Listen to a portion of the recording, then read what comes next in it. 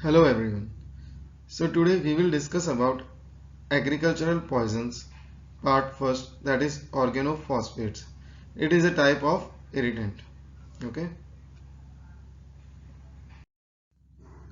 Now what are organophosphate compounds? Organophosphate compounds are esters of phosphoric acids. Okay. They are the cause of most common poisoning in India, because it is easily available in the farm to the farmers as in the form of insecticide and pesticides. Okay.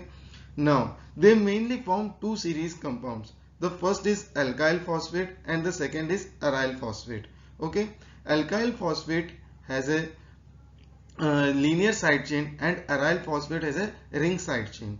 Now the examples of alkyl phosphates are hexaethyl tetraphosphate, tetraethyl pyrophosphate, malathion, isopestox, dimethox, etc. Okay, and malathion is also known as killbug. Now the other examples of aryl phosphates are parathion, also known as killphos, chlorothione, paraoxone, dioxone, methyl parathion. Okay. Now their absorption occurs via inhalation, through skin, through mucous membrane, and also through the gastrointestinal tract. And their metabolism, it occurs in the liver by the enzyme known as cytochrome P450 monooxygenase. They are detoxified by this enzyme. Okay. And also remember one point: the aryl phosphate requires activation in the liver to become toxic. And also these compounds are mixed with solvents called as aromatics, which gives kerosene like odor in the body cavities like stomach, mouth, etc. Now we will discuss about the fatal dose of various organophosphate poisonings.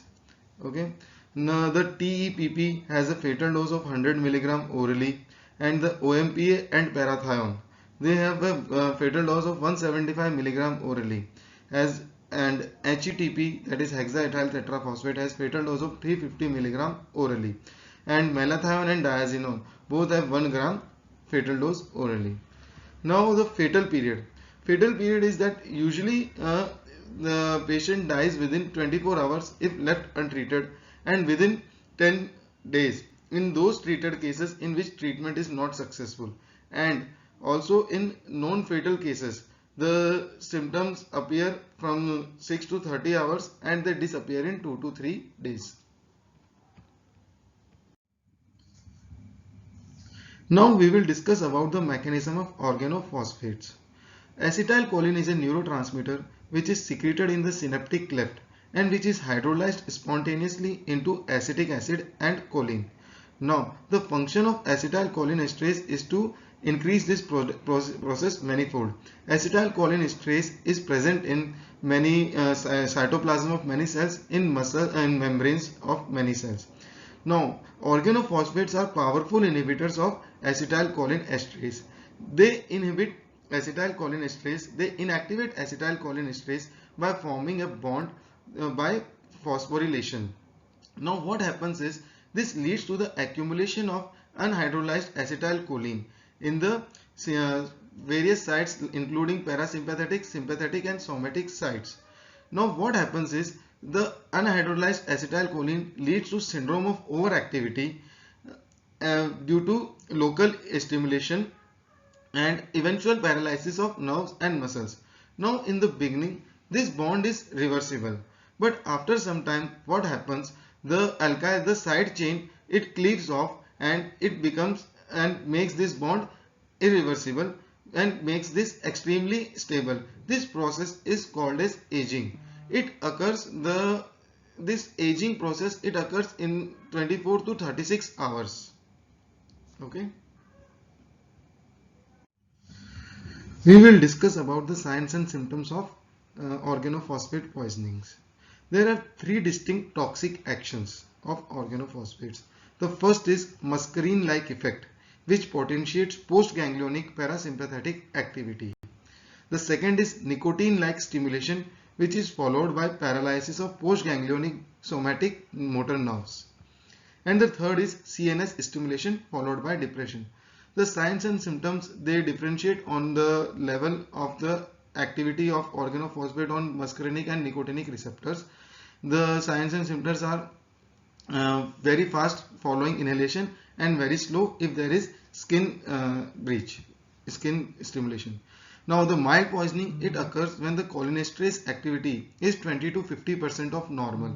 In moderate poisoning, it is 10 to 20% of normal, and in severe poisoning, the cholinesterase activity, it reduces to less than 10% of normal. Now we will discuss about the various signs and symptoms of the organophosphate poison. There is a mnemonic for muscarinic effects of organophosphate poison.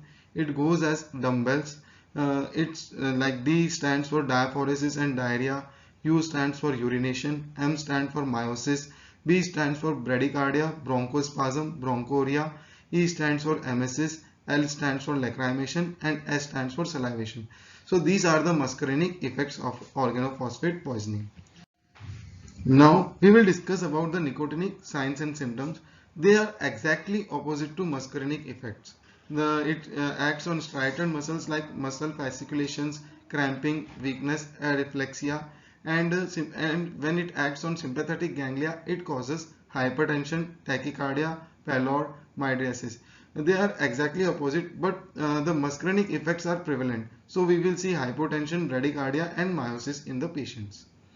CNS effects, it includes restlessness, headache, tremor, drowsiness, delirium, slurred speech, ataxia, convulsion, coma, and death. Now there is a specific condition which is seen very rarely called as chromodacryuria. It is also known as shedding of red tears. It occurs due to accumulation of porphyrin in the lacrimal glands due to porphyrinemia. Now there is one syndrome associated with organophosphate poisoning that is called as intermediate syndrome. It occurs 1 to 4 days after exposure to organophosphates. The main cause of this syndrome is prolonged cholinesterase inhibition and muscular necrosis.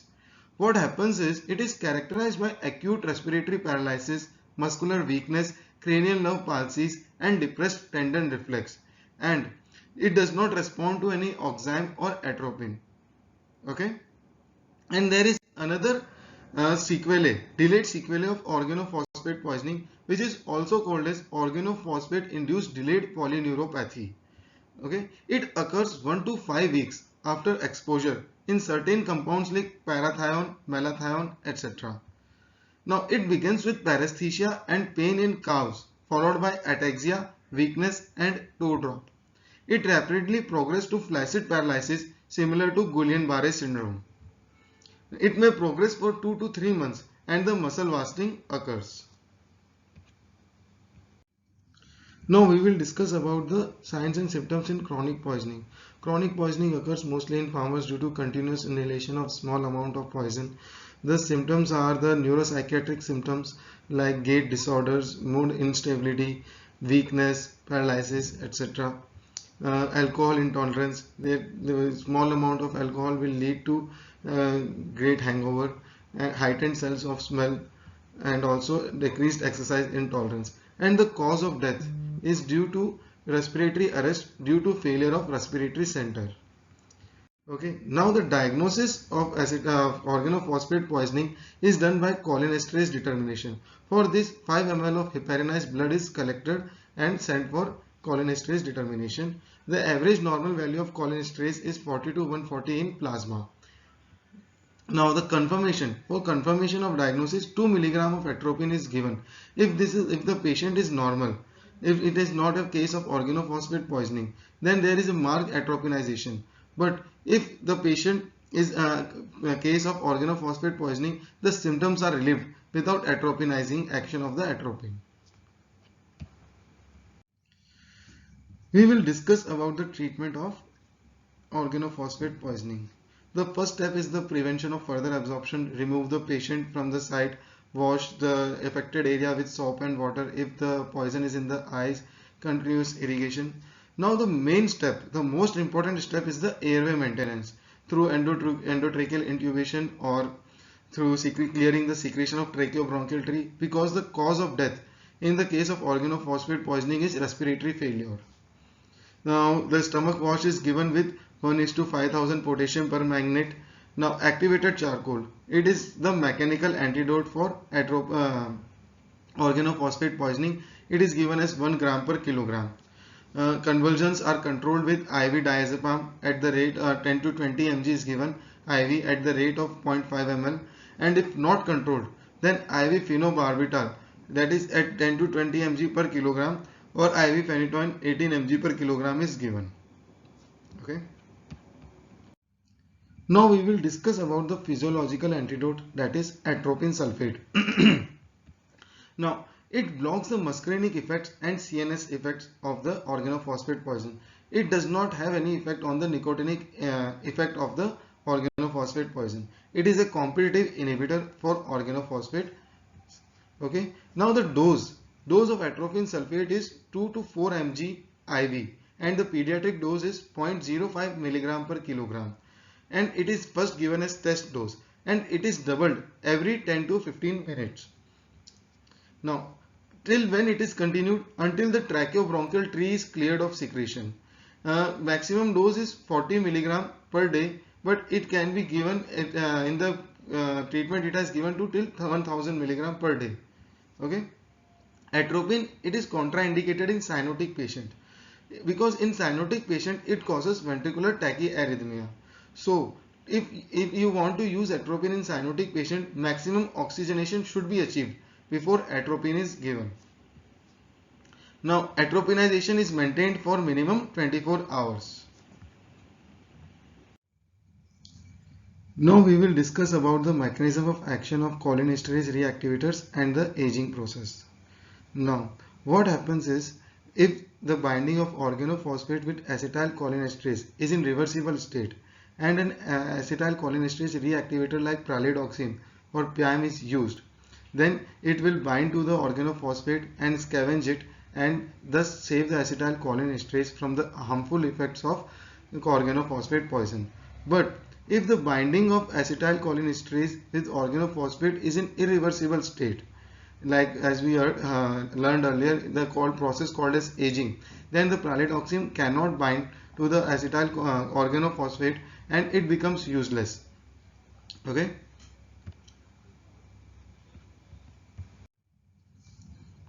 Now we will discuss about some specific cholinesterase reactivators.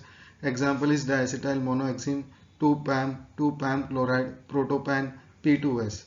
Now the mechanism of action is, they act by competing for the phosphate moiety of organophosphate compound and releases it from cholinesterase enzyme. Now the diacetyl monoxime, it also crosses blood-brain barrier and can regenerate some of the CNS cholinesterase. And the dose of the PAM is 1 to 2 gram IV, and it is repeated at 6 to 12 hour interval, and it can be given maximally 12 gram in 24 hours. Now it should be started as early as possible, because if the aging has occurred, then the pralidoxime or PAM is not useful for treatment of organophosphate poisoning. Now the obidoxime chloride is more potent, and the newer oximes like HI6, HI10, they are hagedon salts. They have activity against all non-organophosphates. The post-mortem appearance in the organophosphate poisoning are as follows. Signs of asphyxia are found, like face is congested, frothing at mouth, lips are cyanosed, nail beds are cyanosed. Okay, stomach content smell of kerosene. It is the most obvious sign. And also the petechial hemorrhages on the heart, lungs, face are present. The organophosphate phosphorus, it can be detected in the putrefied bodies. Thank you.